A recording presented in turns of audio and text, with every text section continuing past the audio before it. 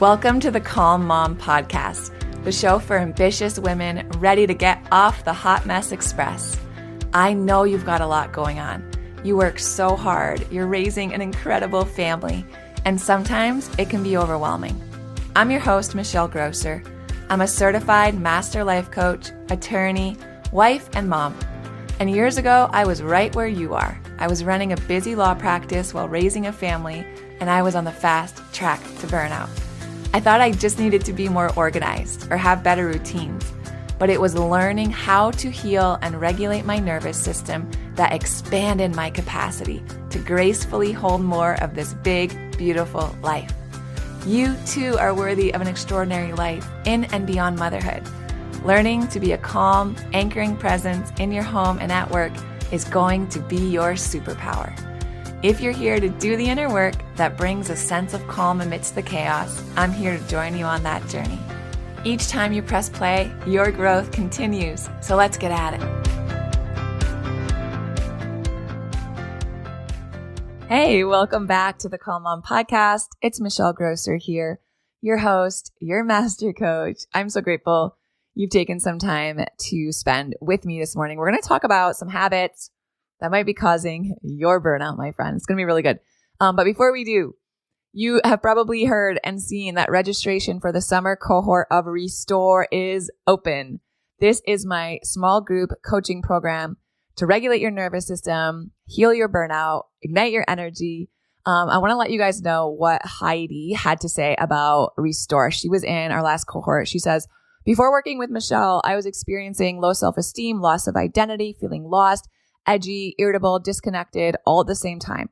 Michelle didn't only help me with the self-awareness piece, but she gave me the tools to tackle it, like really practical and manageable, effective tools to turn those really rough moments and days around so much quicker. We also have a testimonial from Clarissa. She says, things that used to really set me off and stress me out don't trigger me like they used to. I now have better coping mechanisms after Restore, better techniques to be able to move through stressful situations more quickly.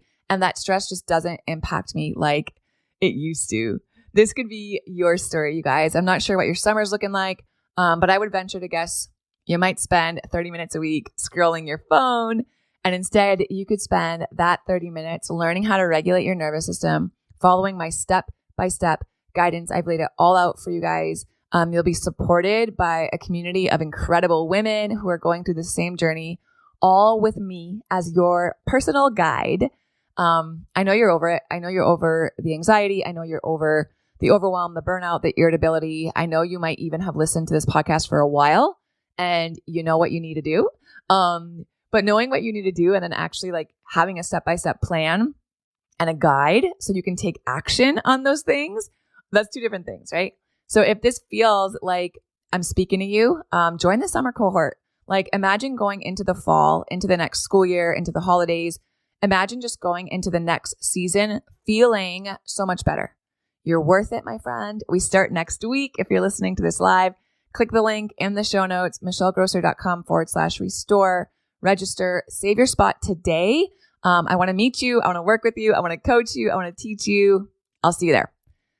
Okay, so today I want to talk about 5 habits that are contributing to your burnout.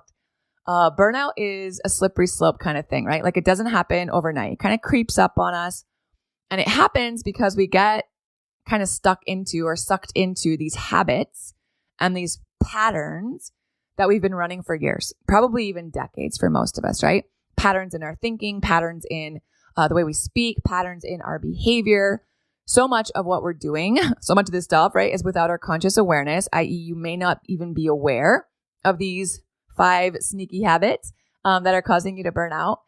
And not only that, I think that for most of these, they're actually they're rewarded by society, right? A society that has no understanding of the things that drive our nervous system to dysregulation, right? A society that has no understanding of the impact of nervous system regulation, a society that expects us as women, high-achieving women, especially moms, to be able to do all the things for all the people and still have, I don't know what, like the body of a 21-year-old and the energy of a 5-year-old and a Pinterest-worthy house and a multi-million-dollar career, right? And make organic meals for our family every night. Like it's insane. and it's insidious and it's all around us. And then without realizing it, we kind of start having these expectations for ourselves and it drives us to burnout. So let's go through these 5 habits. There's obviously a ton of different patterns that can contribute to burnout, but these are 5 of the ones that I can relate to personally. And they're also 5 that I see most commonly in the women I work with, in my one-on-one coaching clients, in Side of Restore, our group coaching program. So let's see how many you relate to. The first habit that might be causing your burnout is the habit of being strong. And I say strong in like air quotes. Being strong, constantly trying to be strong, often actually means that you're in a pattern of suppressing your emotions, right? You can't show weakness and you have labels around, asking for help or showing emotion or whatever it is that has to be suppressed so you can seem strong.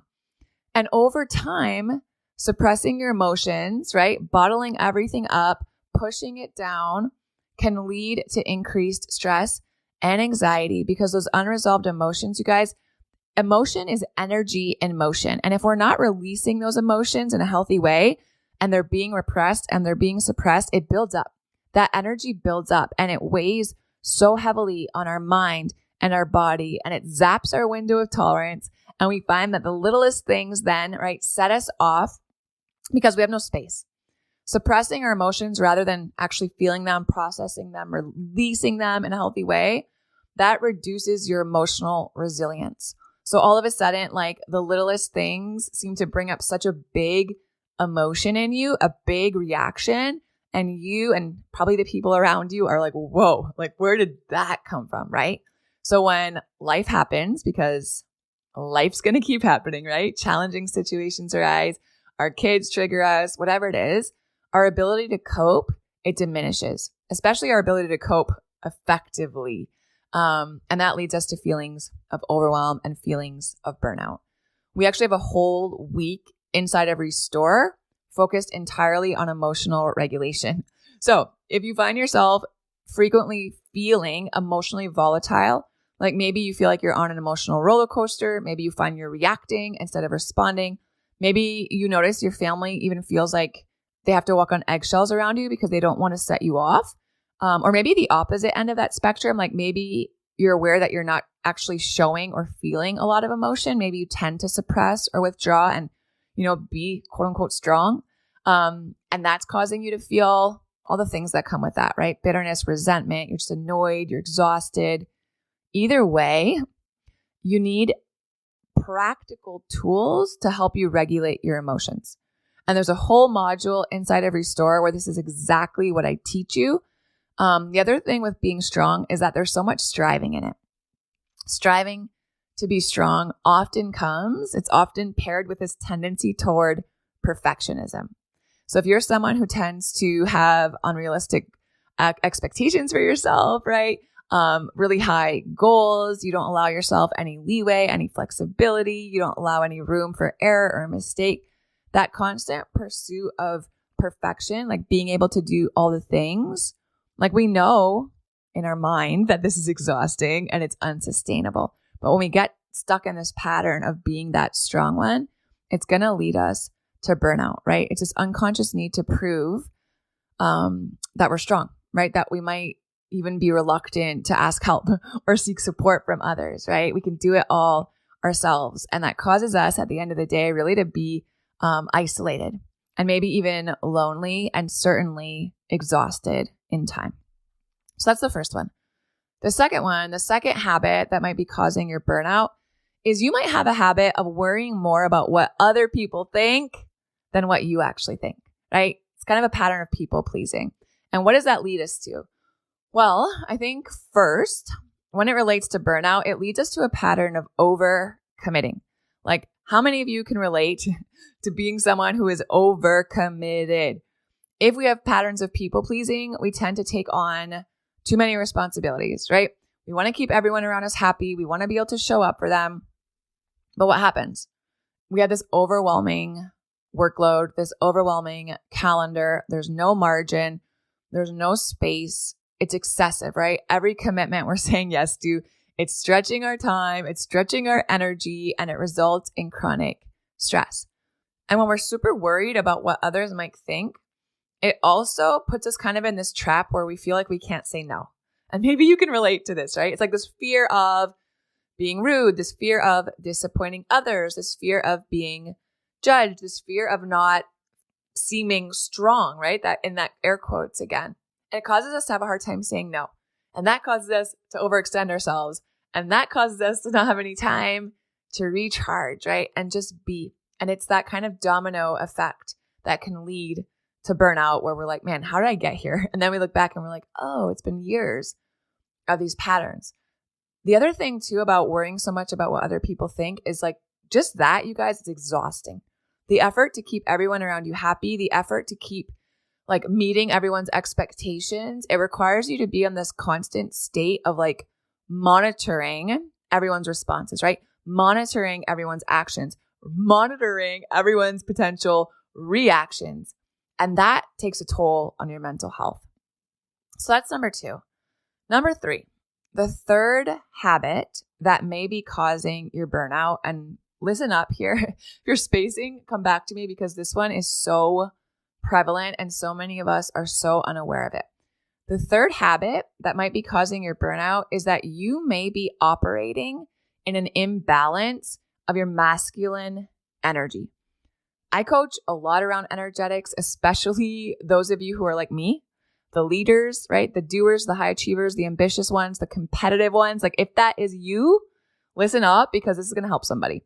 When I talk about masculine and feminine energy, or when people, right, talk about masculine and feminine energy, it refers to different sets of like qualities and approaches to life. It's not necessarily tied to your gender. So masculine energy is not like men and feminine energy is not just what women do. We all operate in both masculine and feminine energy in different parts of our life. In fact, we actually need to have a good balance of both in order to live a life that feels really full and fulfilled and purposeful and meaningful and productive, all of these things, right? While also being in alignment and feeling like we are operating from a place of presence and ease and flow and creativity. And what happens is that too many of us, especially us high achieving, ambitious women, we're living out of balance in our masculine and feminine energies. And this is a coping mechanism. It's a way that we've overcompensated with masculine energy. And it's not how we were created to function as women. It's just not, right? It's out of balance. And we find ourselves feeling like we are always pushing, always striving, right? Everything feels hard.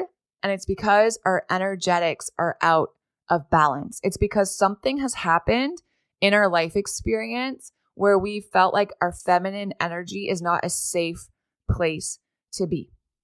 So what's the difference in the two? Well, if you're operating in a place of masculine energy, what does that look like? It looks like taking a ton of action. It looks like being super comfortable in your head, logical, analytical. You can intellectualize anything and everything. Maybe you're pretty like bold, you're assertive. Maybe you're really like task oriented, goal oriented, achievement oriented, right? It shows up by you're someone who like takes charge, you make decisions, you push forward, you get things done. All awesome, right? Like all awesome. I'm here for it. And if that is out of balance with our feminine energy, the aspects of our feminine energy, it will lead us straight to burnout. Feminine energy, on the other hand, right? This is the balance part of this, is associated with our intuition, our nurturing, right? Our creativity, connection, empathy. It manifests as so many different ways, right? Being receptive. Like, can you receive, right? Can you collaborate with others? Can you tune in with others' emotions? Can you be in relationships, right? It's the flow and the go. It's the be and the do, right? It's the creativity and the execution. We need a balance of both. But so many of us have been conditioned to lean on the masculine overly so. And especially as women, it will lead us to burnout. So learning how to feel safe, slowing down, how to feel safe, softening, how to feel safe, receiving, being led, being creative, being held, trusting your intuition, surrendering, right? Not having a death grip of control on everything. That's a symptom of dysregulation. those will all bring a new sense of ease and a new sense of healing to your burnout. So this is a big one. Okay, so that was number 3. Number 4, the fourth habit that may be causing your burnout is that you may be in a habit of denying your calling. If you are living out of alignment, you guys, that will burn you out. So just ask yourself honestly right now, like, do you dread the start of every day? Like, do you just dread going to work? Do you dread waking up in the morning? Like your feet hit the ground when you get out of bed and you're just like filled with this sense of dread. Maybe you don't go to work. Maybe you stay home, right? Does your day drain you? The people that you are around, do they drain you? Where are you living out of alignment with your calling, with your passion, with your purpose? It's going to lead you in burnout. Like, ask me how I know. Ask me how I know, right? That was me for 15 years. I was smart. I was level-headed, but I was also super naive. And when I graduated college in 2008, economic recession, right? No one's hiring. I figured, like, why not go to law school? I thought that's what smart people do. I love to read. I love to learn. I love, logic puzzles. And I freaking loved law school. I really did. Like, I'm a nerd through and through. But then I got out of law school and I got a job at a big law firm. And I'm sure everyone that loved me was so proud of me. And then I realized that actually being a lawyer was not like what I thought it would be, right? I realized that the people who become lawyers are, I'm going to overgeneralize here, but by and large, miserable. I realized that, the billing requirements, the hours you're expected to work are inhumane. But here I was, right? I had a mortgage worth of student loans, my degree on the wall, right? So I had to keep going. That's what I thought. I thought it would get better. And I'm a litigator. I've been a trial attorney for 15 years, right? So people that are coming to me are people who are in a pickle so big, like a fight so big, something went so wrong that they had to hire me, right? Lawyers had to get involved. Stress is always high. We're always fighting. Like, there's no life in it. And then I had kids. And then that was a joke to try to do all of it, right? I was burnt out. I was miserable. My poor kids, my poor family, they just weren't getting the best of me, right? They weren't getting the mom that they honestly deserved. And I just remember having this one-on-one coaching session. It was a day where I had a one-on-one coaching session in the morning, and then I had a deposition in the afternoon. And I just remember that day so clearly because my morning one-on-one coaching session was amazing. Like, I literally witnessed this woman have a massive breakthrough, like all of these tears, all of this revelation, like this big, huge aha moment. She left feeling so inspired and encouraged and full of hope with this plan of action. And like, it was just incredible, right?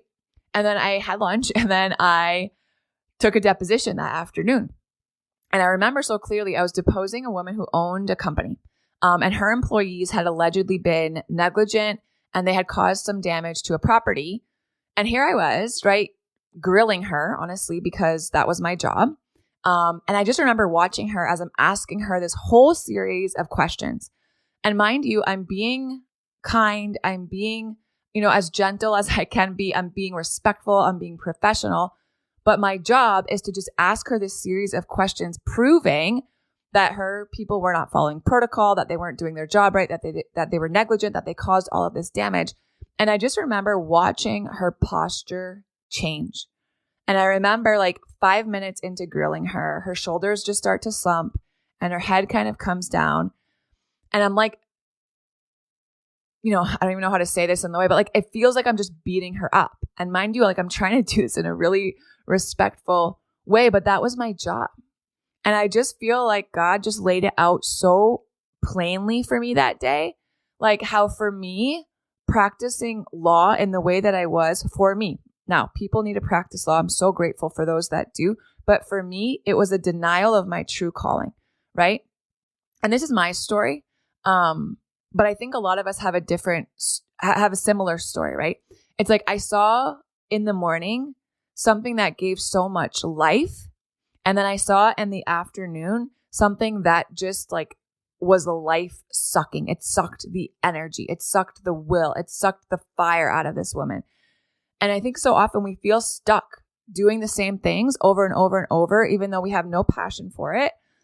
We know it's not our calling. We know it doesn't feel aligned. We wake up dreading it because we think we have to, right? We think it's the safe choice. We think we're obligated. We think we owe it to someone. We think we owe it to ourselves, right? I have the degree. I got the degree. I've got to put it into practice. I don't want to take what feels like a step backwards. I don't want to do something really bold. But let me tell you, living inauthentically, constantly worrying about everyone else's opinion, doing things from a place of obligation, changing our behavior constantly to gain approval or to fit in. This is disconnection from your true self, and it is flipping exhausting. It's mentally exhausting. It's physically exhausting. It's emotionally exhausting. It will diminish your sense of fulfillment. And guys, it's ignoring your desires, like this tug that God has placed within you for a reason.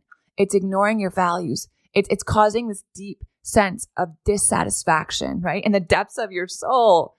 And it's emotionally exhausting, and it will burn you out just like it did for me. So that's number 4. And then the 5th one I want to go over with you guys, the 5th habit I think that might be causing your burnout is you probably have subconscious labels or judgment around rest, right? So many of us do. And again, they're mostly unconscious. You ever been laying on the couch or like sitting somewhere or laying in bed and someone walks into the room? It's like the middle of the day and you just jump up, right? You feel like you have this like instant urge to go do something to prove that you like, heaven forbid, they think you're lazy or it looks like you're resting or something. Here are the 2 ways I usually see this show up, right? Having judgment around rest. 1, maybe you're equating your worth to your productivity. So your thought process is something like, if I get all my stuff done, right? If I get a bunch of stuff done, if I'm, being productive and ticking everything off my checklist, then I'm using my time well, right? If I got everything done on my to-do list today, it's a good day. If I'm freaking exhausted and beat and irritable and like stick a fork in me, I'm so done. But the laundry also got done and the bathroom also got deep cleaned and the play date also happened. And, I met my deadline for this project. Only then am I proud of myself. And the problem here is that it's faulty thinking, right? It's not sustainable. Hear me, and believe you me, I love hard work, right? Like I believe in a work ethic. I can out hustle anyone. Like I can hustle as hard as anyone. However, when I feel guilty for resting, taking a break, slowing down, recharging, that is a red flag to me that I've got a faulty mindset that I've got to shift, right? It's a signal that I've got to shift. The second way that I see this showing up is thinking that we have to earn our rest. How often have you thought that, right? I can only rest when I get these like 17 things done. And we think we have to do all of it. And then when we do all of it, then we'll be able to rest, right? The problem is that we're so stinking tired that we can't get those 17 things done. And then we don't reach our deserved, in our minds, right, time of rest. It's also a mindset shift. We don't work so we can rest. Flip that on its head. You rest, my friends, so that you can work. And you can work from a place of energy, a place of presence, a place of creativity, clarity, all of these things because you're rested. So those are the 5 habits that are probably causing or at least significantly contributing to your burnout. It's this thought process that you've got to be strong, a pattern of people pleasing, an energetic imbalance, leaning way too far into your masculine energy, living out of alignment, and then having this judgment around rest, right? That we have to either earn rest or that we have to get all our stuff done, or we're not worthy of rest, or rest is lazy, or we're only worthy if we're productive, right? All of those thoughts. So that's what I've got for you today. Last call for Restore. We start next week if you're listening to this live. So there's no time to waste. You're going to interrupt your pattern of procrastinating, putting it off right now. You're going to sit down. You're going to register, save your seat for the summer cohort of Restore. We start on the 17th. The lessons are pre-recorded. So the first week's modules and lessons and worksheets are going to be released on the 17th. You can listen and learn to those lessons like on your own schedule, whenever works best for you. And then on Thursdays at 12:30 Eastern, we're going to meet on Zoom for an hour. live coaching. The live calls are recorded. So if you can't make it live for any of our Thursday calls, no worries. I invite you to invest in yourself. This is our third cohort of Restore. It has been such a joy watching all of these women that have come through the program heal, transform, regulate, and just leave with so much hope, so much energy, so many tools, like a 180 from how they came in. And I want that for you too. So the link is in the show notes. Go to michellegrosser.com/restore. Join us this summer for the summer cohort. Make it the summer you regulated your nervous system. Guys, it's honestly the greatest investment. It trickles down to every other area of your life. If not for you, do it for your kids. I'll be there. I'd love to see you there. All right. Take care, my friends. I'll talk to you soon. If you love Mommy's Polygraphs, leave a review. If you enjoyed this episode, it would be so awesome if you could take a moment to subscribe and rate the podcast. And if you have just a few more seconds to leave a quick review, they really help to get this podcast out to other moms like you. I read every last review, and trust me, when it's late at night or early in the morning before my kids get up and I'm working on bringing you all of this content, your reviews are what keep me going. Leaving a review is truly the best way you can thank me. And of course, DM me on Instagram. I love to hear from you. Thanks for listening to another episode. Head over to the show notes for this episode and all past episodes at michellegrosser.com, where you'll find free resources and more ways to connect with me. If you love the show, share it with a friend. Thanks again for tuning in. We'll see you next time.